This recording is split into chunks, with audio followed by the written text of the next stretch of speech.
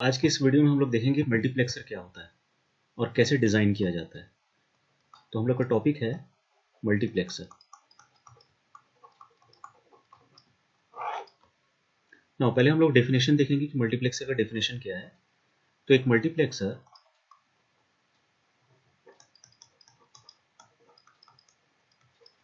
Is a combinational logic circuit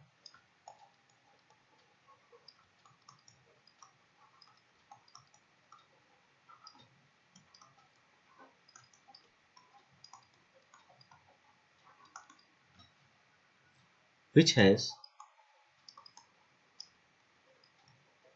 multiple inputs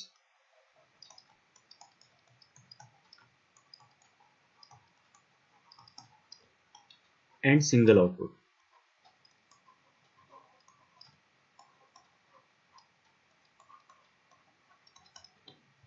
तो ये हो गया मल्टीप्लेक्सर का डेफिनेशन, जिसका मल्टीपल नंबर ऑफ इनपुट्स होता है और एक आउटपुट होता है।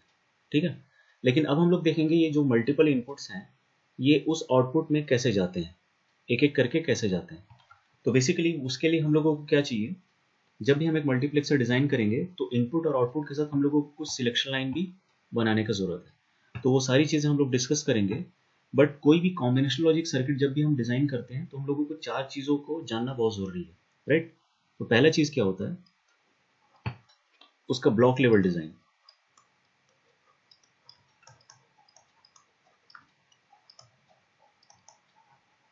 ये हम लोगों को जानना ज़रूरी है। दूसरा जो इंपॉर्टेंट चीज़ है जो जानना ज़रूरी है वो है हम लोग का ट्रूथ टेबल।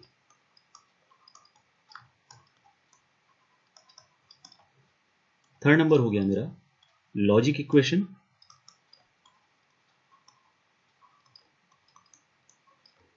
या फिर जिसको हम लोग बुलियन इक्वेशन भी बोलते हैं, बुलियन फंक्शन या बुलियन इक्वेशन।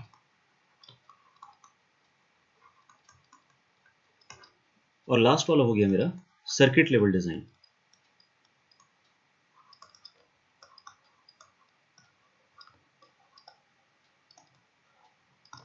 राइट। तो ये चार चीज़ों को जानना बहुत ज़रूरी है जब भी हम एक मल्टीप्लेक्सर डिज़ाइन करते हैं। तो ओके, तो वन बाय वन देखते हैं। सबसे पहले हम लोग देखते हैं ब्लॉक लेवल डिज़ाइन। सबसे पहले आ गया हम लोगों का ब्लॉक लेवल डिज़ाइन।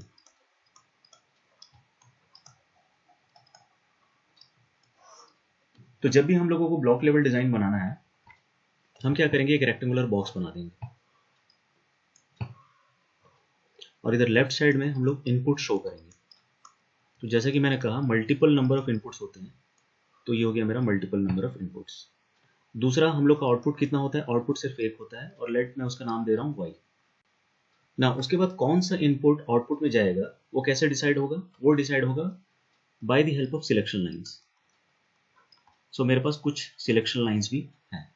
अच्छा, लेट इनपुट्स का नाम है I0, I1, I2 up to IN-1। और अगर मैं बोलता हूँ मेरे पास 2 to the power n number of inputs है तो आपका सिलेक्शन लाइन हो जाएगा n। और इस मल्टीप्लेक्सर का नाम हो जाएगा 2 to the power n cross 1 multiplexer, MUX लिखते हैं। या फिर हम इसको ऐसे लिख सकते हैं 2 to the power n is to 1 mux. तो ये हो गया मेरा multiplexer design, block level design. तो अभी आप लोगों को पता चल गया, अगर मेरे पास 2 to the power n number of inputs हैं तो नंबर ऑफ सिलेक्शन लाइन हो जाएगा मेरा n number of selection line. Let मैं एक एग्जांपल लेता हूँ। अगर मेरे पास, अगर मुझे डिज़ाइन करना है 8 क्रॉस 1 मल्टीप्लेक्सर, तो 8 को हम कैसे लिख सकते हैं, 2 टू द पावर 3 के फॉर्म में लिख सकते हैं। तो अगर मेरा इनपुट हो गया 8 तो मेरा सिलेक्शन लाइन हो जाएगा 3 number of selection line. Now अगर लेट मुझे डिज़ाइन करना है 4 क्रॉस 1 मल्टीप्लेक्सर, तो 4 हो गया मेरा इनपुट।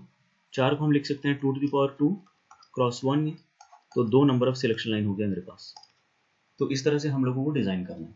तो बेसिकली जितना भी ब्लॉक लेवल डिज़ाइन है उसको हम लोगों को इसी तरह से करना है। तो एक ब्लॉक लेवल डिज़ाइन बना देता हूँ मैं 4 क्रॉस 1 मल्टीप्लेक्सर का। तो एक रेक्टेंगुलर बॉक्स में बनाया। इनपुट कितना होगा 4 क्रॉस 1 में, 4 होगा। और इनपुट का नाम लेट मैं देता हूँ I0, I1, I2 और I3। और मेरे पास आउटपुट होगा 1। तो ये हो गया मेरा 4 क्रॉस 1 मक्स। अब नंबर ऑफ सिलेक्शन लाइन हमको देना है। तो 4 क्रॉस 1 मल्टीप्लेक्सर के लिए हमको पता है 2 to the power 2 2 number of selection line होगा, तो मैं यहाँ 2 नंबर ऑफ सिलेक्शन लाइन दे दूँ। और लेट ये सिलेक्शन लाइन का नाम है S0 और S1। तो ये हो गया मेरा block level design of A 4x1 multiplexer. कभी कभी किसी किसी बुक में आप ये भी देखेंगे, आपको एक ट्रापेजॉइडल फॉर्म ऑफ डायग्राम दिखाई देगा ब्लॉक लेवल में। तो बेसिकली ऐसा भी हम कभी कभी डिज़ाइन करते हैं। तो ये हो गया मेरा I0, I1, I2, I3 और ये हो गया मेरा सिलेक्शन लाइन S0, S1। इसको मैं बोलूँगा 4x1 मक्स और ये है मेरा output Y। So this is all about block level design. अब हम लोगों को देखना है कि ट्रूथ टेबल कैसे बनाया जाता है। किसी भी 4x1 मल्टीप्लेक्सर हो या कोई भी मल्टीप्लेक्सर हो, उसका ट्रूथ टेबल कैसा बनाया जाए। तो अब देखो, ट्रूथ टेबल बनाने के लिए हम लोगों को सिलेक्शन लाइन का जरूरत होता है। हम सिलेक्शन लाइन ले लिए S0, S1। क्योंकि मैं कंसिडर कर रहा हूँ 4x1 मल्टीप्लेक्सर जिसमें 2 सिलेक्शन लाइन है, तो मैं यहाँ 2 सिलेक्शन लाइन लिख दिया S0, S1। आउटपुट मेरा एक ही है, तो Y। तो बेसिकली सिलेक्शन लाइन या कंट्रोल लाइन का काम इतना ही होता है कि कौन सा इनपुट आउटपुट में जाएगा ये डिसाइड करता है। तो 2 नंबर ऑफ सिलेक्शन लाइन से हम लोग का पॉसिबल कॉम्बिनेशन कितना बनेगा? 4 पॉसिबल कॉम्बिनेशन बनेगा। क्या क्या? S0 complement, S1 complement, S0 complement, S1, S0, S1 complement और लास्ट हो गया S0, S1। तो जब S0 कॉम्प्लीमेंट, S1 कॉम्प्लीमेंट मेरा सिलेक्शन लाइन होता है, तो लेट I0 इनपुट मेरा आउटपुट में दिखाई देगा। यहाँ पे दिखाई देगा मेरे को I0। जब मेरा selection line S0 complement S1 है, तो I1 दिखाई देगा। जब मेरा selection line S0 S1 complement है, तो I2 input can be seen at the output. और फाइनली जब मेरा सिलेक्शन लाइन S0 S1 है, तो I3 input can be seen at the output. तो इस तरीके से हम लोगों का ट्रूथ टेबल बनाया जाता है। तो ये हो गया मेरा ट्रूथ टेबल।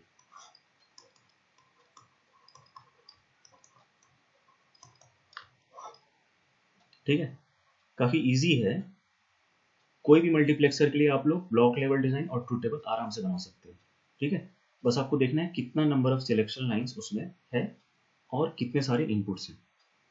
नाउ नेक्स्ट हम लोगों का आता है जो कि बुलियन इक्वेशन, जिसको हम लोग बोलते हैं बुलियन फंक्शन।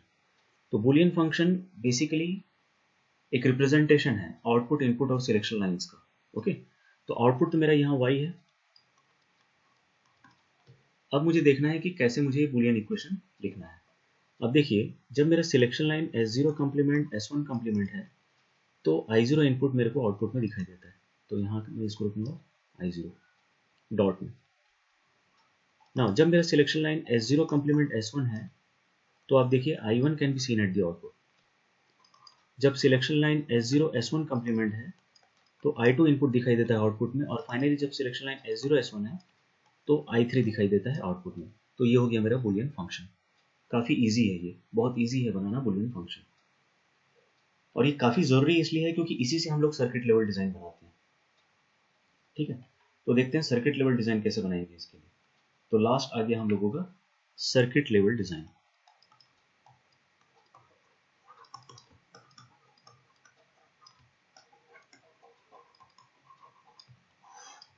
ठीक है, सर्किट लेवल डिजाइन बनाने के लिए आप सबसे पहले देखिए कितने सिलेक्शन लाइंस हैं। हमारे पास 2 सिलेक्शन लाइंस हैं, S0 और S1। ठीक है, तो आप क्या कीजिए, 2 सिलेक्शन लाइंस वर्टिकल लाइंस बना दीजिए। पहला हो गया मेरा S0, दूसरा हो गया मेरा S1। दूसरा, आप इस बुलियन इक्वेशन में देखिए हमारे पास सिलेक्शन लाइंस का कंप्लीमेंट भी अवेलेबल है। तो कंप्लीमेंट के लिए मैं क्या करूंगा, यहाँ एक नॉट गेट कनेक्ट करूंगा और यहाँ एक वर्टिकल लाइन ड्रॉ कर दूंगा। ये हो गया मेरा S0 कंप्लीमेंट। वैसे ही यहाँ पर एक नॉट गेट कनेक्ट करके मैं एक वर्टिकल लाइन ड्रॉ कर दूंगा। ये हो गया मेरा S1 कंप्लीमेंट। ना अब आप देखिए इस बुलियन इक्वेशन में कितने टर्म्स हैं, या फिर बोल सकते हैं आप कितने मीन टर्म्स हैं। ओके, तो बेसिकली आप देख सकते हैं ये आपका सम ऑफ प्रोडक्ट फॉर्म में है और यहाँ पर हमारे पास 4 मीन टर्म्स हैं। हर मीन टर्म्स में 3 वेरिएबल्स हैं। ठीक है, और सारे मीन टर्म्स के बारे में अगर हम बात कर रहे हैं तो मतलब डेफिनेटली हम बात कर रहे हैं कि वो एक एंड गेट को रिप्रेजेंट कर रहा है, क्योंकि they are all ANDed together. तो यहाँ पर मैं क्या करूँगा, 4 एंड गेट बनाऊंगा, 1 2 3 और ये 4, बन गया मेरा 4 एंड गेट। दूसरा हम देखेंगे सारे मीन टर्म्स आपस में और गेट से कनेक्टेड हैं, तो मैं यहाँ सभी का आउटपुट ले लूँगा और सबको कनेक्ट कर दूंगा एक सिंपल और गेट के साथ में, और गेट के इनपुट में, और ये हो जाएगा मेरा फाइनल स्टेज आउटपुट जो कि है मेरा y। ना अब आपको देखना है हमारे पास कितने इनपुट्स हैं। बेसिकली अगर 4 एंड गेट कनेक्ट कर रहे हैं, हमारे पास 4 ही इनपुट की ज़रूरत है। ये हो गया मेरा पहला इनपुट जिसको मैं नाम देता हूँ I0, सेकेंड इनपुट जिसको मैं नाम दिया I1, थर्ड इनपुट जो कि है मेरा I2, और फोर्थ इनपुट जो कि है मेरा I3। ना अब हमको ये देखना है कि I0 इनपुट आउटपुट में कब दिखाई देता है, जब मेरा selection line S0 complement S1 complement है। जब मेरा selection line S0 complement S1 complement है, तो मैं क्या करूँगा, इसको मैं कनेक्ट करूँगा S0 कम्प्लीमेंट S1 कम्प्लीमेंट, और ऐसा करने के बाद मुझे आउटपुट में मिलता है S0 complement S1 complement I0। Second में आप देखिए I1 input can be seen at the output जब आपका selection line S0 complement S1 है, तो S0 कम्प्लीमेंट S1, और इस समय मेरा हो गया S0 complement S1 I1। I2 input output में कब दिखाई देगा, जब आपका selection line S0 S1 complement है, तो ये हो गया मेरा S0 S1 कम्प्लीमेंट I2। और फाइनली I3 इनपुट जब दिखाई देगा आउटपुट में, उस वक्त मेरा सिलेक्शन लाइन होगा S0 S1, तो ये हो गया मेरा S0 S1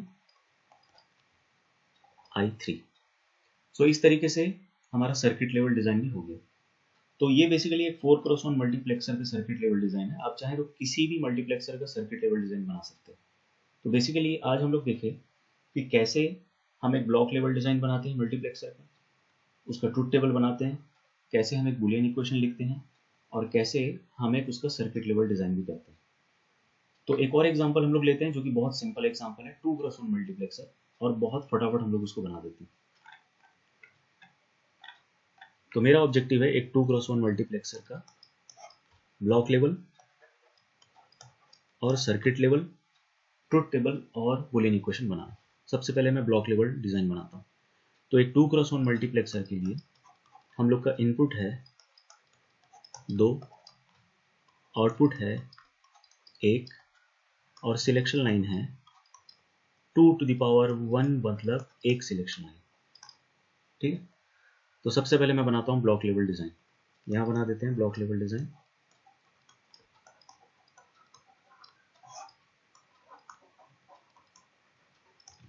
सो मैं एक रेक्टेंगुलर बॉक्स बना दूंगा।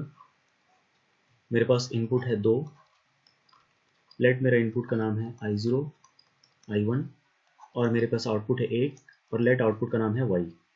सिलेक्शन लाइन मेरा होगा 1, मैं उसका नाम दे देता हूँ S, और ये हो गया मेरा 2x1 मक्स, खत्म। नेक्स्ट, अब हम लोग को क्या करना है, ट्रुथ टेबल बनाना है।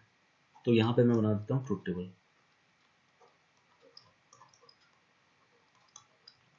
तो ट्रुथ टेबल बनाने के लिए मेरे को सिलेक्शन लाइन और आउटपुट का जरूरत है। सिलेक्शन लाइन है मेरा S, आउटपुट है मेरा Y। नाउ जब सिलेक्शन लाइन 1 होता है तो 2⁻1 दो पॉसिबल कॉम्बिनेशंस बनता है। एक हो गया मेरा S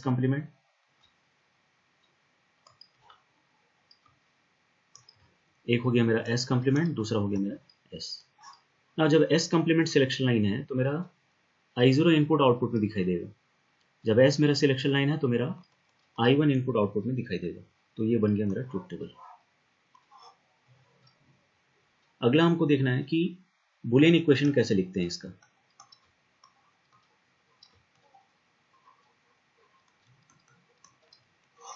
अब देखो, जैसे कि मैं बताया, बूलियन इक्वेशन में आपका आउटपुट होता है, इनपुट होता है और सिलेक्शन लाइन होता है।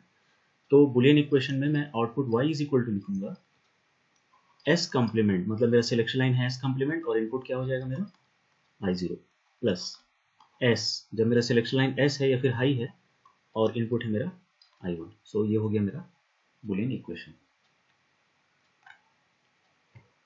अब आखिरी में हम लोग को देखना है कि कैसे हम लोगों को सर्किट बनाना है। ठीक है, तो बेसिकली सर्किट बनाने के लिए मुझे सिलेक्शन लाइन की जरूरत है। सिलेक्शन लाइन मेरे पास है S।